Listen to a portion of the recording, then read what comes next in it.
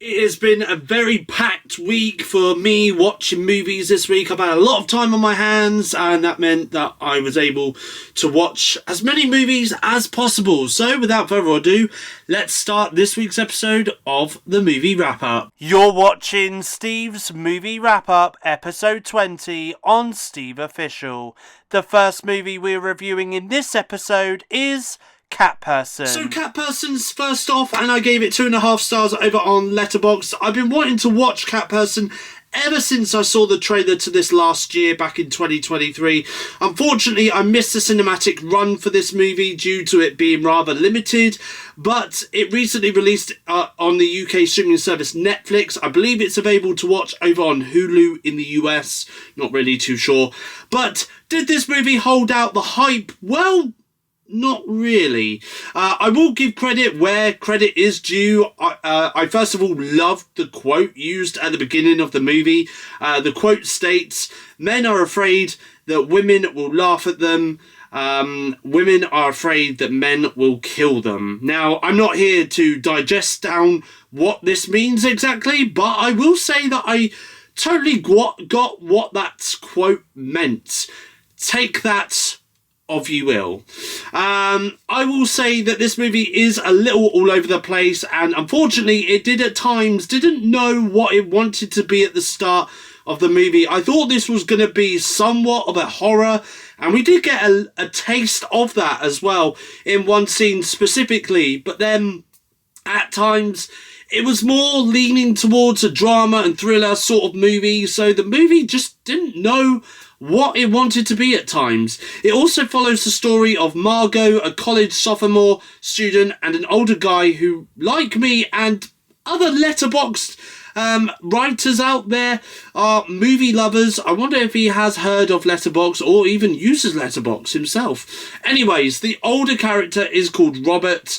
Margot meets Robert while she works at the theatre serving popcorn and drinks to the customers. As Robert and Margot start to build a conversation with each other, each time he heads to the cinema to go and watch a movie, he decides to give her his number, which they then start to have a conversation. And whilst yes, the conversation seems to be flowing and seems to be going really well between the two, but after a while, as Margot starts to meet Robert in person, he isn't all he seems to be in person than he is over text. It's kind of like that story where people have these personas on the internet where they come across as friendly and really nice, but then you meet them in person and they're a douche and treat you badly, sort of two-faced, I guess you could say, and they're not their internet personas at all. See, with me, I am my internet person.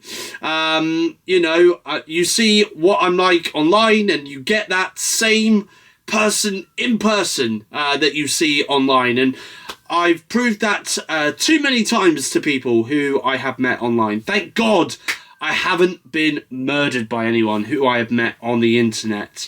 Anyway, that being said though, Cat Person was a movie I was looking forward to watching, and while I did enjoy the story, the distracting part from this movie was the fact that it just didn't know what it wanted itself to be. But at the same time though, was telling a very important story about the dangers of dating in the digital age, which has become a lot more common since the dawn of the internet and the dawn of dating apps as well.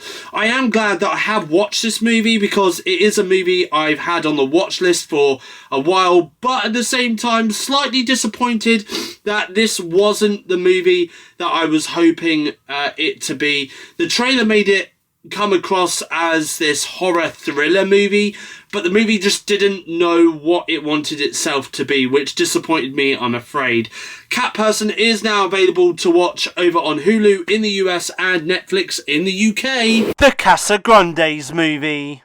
The Casagrandes movie, I gave 2.5 stars over on Letterboxd. The Casagrandes movie is, I believe, based on the kids' TV show titled the same name, except for the movie part in the name, of course. Now, forgive me, I've never seen the TV series of this before, but based on reading some other Letterboxd reviews, people who have seen the Loud House movie I fall into the category who hasn't seen that, by the way. They appear to choose this movie over the Loud House movie because it's better than the Loud House. I kind of want to watch the Loud House movie to see which is better, but I reckon I'll probably agree. Anyways, this movie is available to watch on Netflix, at least here in the UK. Not sure about globally, but it's produced by Nickelodeon Studios, so it could be on Paramount Plus in some countries and Netflix in others, but as a kid-friendly film, I thought this was decent enough. The animation styles in this was pretty awesome, I would say, and rather colourful, and there are some jokes in here which made me snigger at times. There's even one joke which references the movie itself, which made me snigger as well. I thought it was funny. The movie has a running time of 1 hour and 25 minutes, so this is a decent running time for a movie which is designed for kids that don't have too long of an attention span. I thought the voice castings were pretty decent in this, in their roles as well. Aside from that, that's all I can really say about a movie designed for kids with a running time of less than 90 minutes. The Casa Grande's movie is available to stream here in the UK on Netflix. Godzilla x Kong: The New Empire. Godzilla x Kong: The New Empire, I gave 3.5 stars over on Letterboxd. Godzilla x Kong: The New Empire is a recent release in cinemas, and did I enjoy this? I thought it was a lot of fun, to be honest. I didn't really come across too many problems with this movie. See, this film does focus a lot more on Kong than it does Godzilla, but let's be honest though, the fans of Godzilla, or the people who are all about Team Godzilla, got their fair share of Godzilla action a few months ago in the form of Godzilla Minus One, a movie which I heard really good things about, which I'm still yet to check out and review, which I will do as soon as the movie becomes available for me to watch. Anyways, I feel as though this movie should have also been called Godzilla x Kong: The Frozen Empire, because after all, it does feature a creature who looks like the same species as Godzilla, and he blasts out this ice and freezes things. Like, for example, he froze Kong's arm and tries to freeze Kong and Baby Kong when they try to escape in the movie. Did he succeed? Well, I guess you'll have to find out for yourself. Also, I should add that it would have been ridiculous for them to title this movie The Frozen Empire, given there's already a movie out with that title in the form of Ghostbusters Frozen Empire. Review for that movie is coming soon, by the way. The opening scene in this movie was pretty epic. It gave us a look at Kong defeating these werewolf-like creatures, which was so awesome. Minor spoiler here, but he did rip one of them in half, which was pretty epic. And then we see Godzilla defeat this spider-looking creature, which again was pretty awesome. I will add the creature designs of all these different monsters was so awesome, to be honest. The spider creature had tentacles on its face, which I thought was really, really awesome. I will say that Dan Stevens and Brian Tyree Henry should definitely do a buddy cop movie together, because I thought they were pretty good together in this movie. You also have Rebecca Hall, who I thought was another standout in this movie, and Kaylee Hottle, who again was another standout performance in this movie too. This was such a great film, which I really did enjoy a lot. There was another thing that I wanted to say about this movie, is that one of the apes in this movie had some face makeup on, and it kind of reminded me of Kratos from the God of War video games. I don't know why, but that came to my mind as I was watching the movie.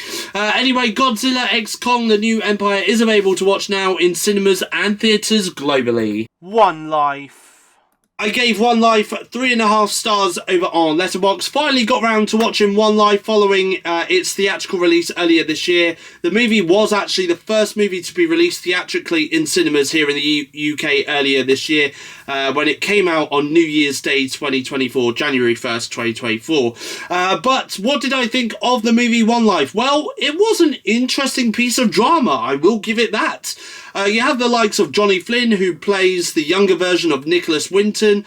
You have Anthony Hopkins as the older version of Nicholas Winton, and you have Helena Bonham Carter, who plays Babby Winton in this movie too. I do feel as though, although Johnny Flynn was mostly in this movie portraying a younger version of Nicholas Winton, but I do feel as though Anthony Hopkins was the most standout in the performance of Nicholas Winton, especially in the final 15 minutes of the movie. I do feel as though they are the most emotional moments taken from the entire movie itself. It is based on a true story as well, as a British stockbroker who is named Nicholas Winton decides to visit Czechoslovakia in the 1930s. He forms a plan to assist in the rescue of Jewish children before the onset of the Second World War. I think the other performances were okay from the other actors and actresses in this. I thought that the script seemed to be fine, and as for the pacing, well, it's pretty straightforward, to be honest, and didn't seem to be I didn't seem to be lost or confused while watching this movie as well. So it seemed to be quite easy to understand and follow all throughout the 1 hour and 50 minute running time. I have seen the real life footage of Nicholas Winton in the studio and seen all those children he saved in the audience before the Second World War, and that was tear-jerking to watch. Up to see that being recreated in this movie. It again felt like I was watching the footage that I saw a few years ago. I believe I watched it on YouTube a few years ago. But it was such an emotional moment in the film. One Life is now available to buy and rent on digital stores in the UK and in the US. The Boys in the Boat. The Boys in the Boat, I gave 3.5 stars over on Letterboxd. The Boys in the Boat recently came out on Amazon Prime Video here in the UK, and while I miss its cinema run earlier this year, I thought I would check this one out now that it's available on streaming. So did I enjoy this? Well, for the most part, I had a good time watching it. Sometimes, though, I did end up thinking to myself, why am I watching this movie aside from critiquing it? But aside from this, would this be a movie I would happily have watched if I wasn't reviewing this? Probably not. Am I glad that I missed this movie during its cinema run? Well, yes and no. Yes, because for me, the movie was a really slow-paced movie, and for me, I'm not one who enjoys those slow-paced kind of dramas where not a lot really happens, but at the same time, I'm kind of not glad that I missed this. I'm kind of glad that I missed this in cinemas, because ultimately there was... Oh no, I'm not glad that I missed this in cinemas, because ultimately there was times when I was watching this movie and you would come across a really dark scene and you just couldn't really see what was going on. Something which you probably would have been able to know what's going on had you've watched this in the cinemas. I don't know, it could have been either been the brightness on my tablet, because I did watch it on my tablet, the fact that I was watching this movie in broad daylight, or just the fact that I wasn't watching this in a dark enough room. I genuinely don't know. But the movie is directed by George Clooney. The movie is also based on a book as well. And the cast, I thought, did a good job at what they did in their respective roles. You had Callum Turner, who plays a character who comes from a more poorer background than the rest of the characters in this film, therefore struggles financially as he is a student, which I thought was a great story to tell in this movie. You also have other actors like Sam Strike, known for playing a role in Mindhunter, and I believe started off his acting career in British soap opera EastEnders, playing the original Johnny Carter before the character got recasted twice since. And you also have Joel Edgerton in this as well, who plays a coach, and I think Joel plays a good role as a coach. I'll give him that. What is also really bizarre, and I guess coincidental, is the fact that I watched this movie on the day that the 2024 boat race was set to broadcast over on the BBC here in the UK. So for me, that was just bizarre and coincidental. Anyways, I did somewhat enjoy this movie, especially as it was about teamwork and friendship as well, which was a nice story to tell. But is this a film I think I would happily go back and watch again. Most likely not. But The Boys in the Boat, though, is available to stream here in the UK on Amazon Prime Video. American Fiction. American Fiction, I gave 4 stars over on Letterboxd. So is it me, or have I only been to the cinema this year to see all the terrible movies and have missed out on opportunities to see brilliant pieces of cinema like this one? All because of my busy schedule, especially at the beginning of the year. Another movie which I have been holding off while it had its cinema run was American Fiction. And while this is a drama-based movie, but it does have some comedy elements in this, which I did laugh out loud at all throughout its nearly 2-hour running time. American Fiction stars the likes of Jeffrey Wright, Issa Rae, John Ortiz, Erica Alexander, and Sterling K. Brown. And while I will say that most of the cast did a superb job in the roles that they played, the two main standouts in this movie for me was definitely Jeffrey Wright, who played the lead character of Thelonious Monk Ellison, and Sterling K. Brown, who played the character of Clifford Ellison. Both characters brought comedy in this film and also brings a lot of heart to the movie as well, which I really enjoyed. I think the script in this was written so beautifully. There are some scenes throughout the movie which I feel as though, as a viewer, will stay with you for a long time coming, and there are also some use of camera work in this which I feel as though is rather clever, different, and inventive ways too. Brilliant movie which I thought was acted so beautifully. I just wish I had seen this one in cinemas rather than holding this off until it came out on streaming. If you do want to watch American Fiction for yourself, then it is available to watch here in the UK on the streaming service Amazon Prime Video. Gassed Up. A brand new movie released this week, which was Gassed Up, which I gave 2 stars over on Letterboxd. Never heard of this movie until I logged on to Amazon to watch American Fiction and The Boys in the Boat. So I decided to check this one out, as well as it's a newly released movie. You know what? This movie actually reminded me of, despite not seeing this movie yet, and trust me, I'm slowly getting around to it, but this film reminded me of another film that got released in 2023 titled Smotherhood. It's set in London, similar to that movie. It involves a gang, again, similar to that movie, and it involves them in the world of crime as they got caught up in that world, which, again, somewhat happens in Smotherhood. So that I've heard, anyway. Anyways, this isn't the best movie that I'll probably watch this year on streaming or in cinemas, but this is somewhat thrilling. I did somewhat enjoy this movie, and the acting in this appears to be somewhat average, to be honest. The movie was did have a running time of around 1 hour and 40 minutes, but to be honest, though, it's a decent movie, though, that does take a deeper look into the brutal world and honest depth into the crime world, as several young people who are in this movie get themselves involved in that.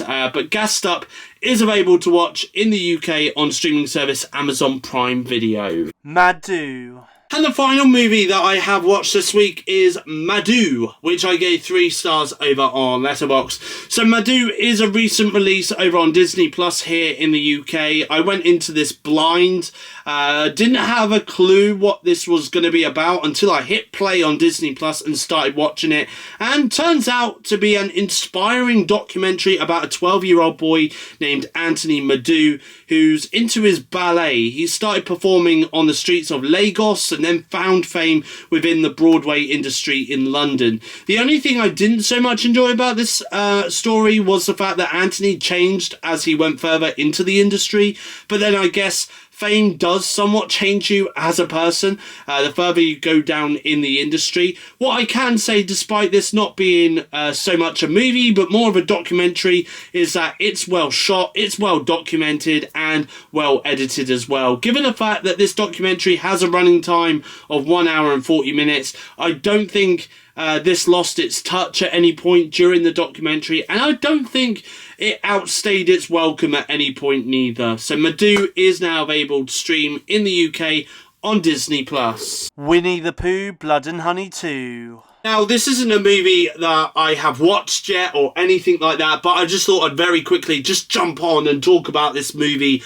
very quick. I'm talking about Winnie the Pooh, Blood and Honey 2, because earlier this week it got released in, well, I believe US theatres. It actually seems to be doing surprisingly well in theatres in America, to the point it's actually got a higher Rotten Tomatoes score by critics than the first Winnie the Pooh Blood and Honey film. It's got a much higher audience score on Rotten Tomatoes than what the first Winnie the Pooh Blood and Honey film has had as well. All I'm going to say for now is I'm looking forward to watching this.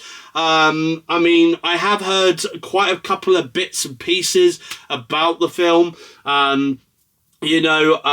mean, I did see a clip. I have seen a couple of clips that they've released online on social media about this film, including one where Tigger apparently appears towards the end of the film, and he's there going, "You're gonna die, bitch, and you better run, bitch." You know, like, there's things like that in there, and also as well, I've heard that there is a reference to Morbius, the Morbius reference where it was like, it's Morbin time. Well, apparently Winnie the Pooh says, it's pooing time. So, I mean, who knows? I mean, could be an epic film. But anyway, I'm going to review this one later this year in the movie wrap-up episode, and I'll give you my full thoughts on it when it does come out later this year, and it's available for me to watch anyway. But I just thought I'd just touch on this now and just say that I'm really surprised that this movie has actually got a good rating, a good positive, it's got a lot of positivity towards it as well. I mean, the budget has gone up from the first film going into this film. So it's got a bigger budget.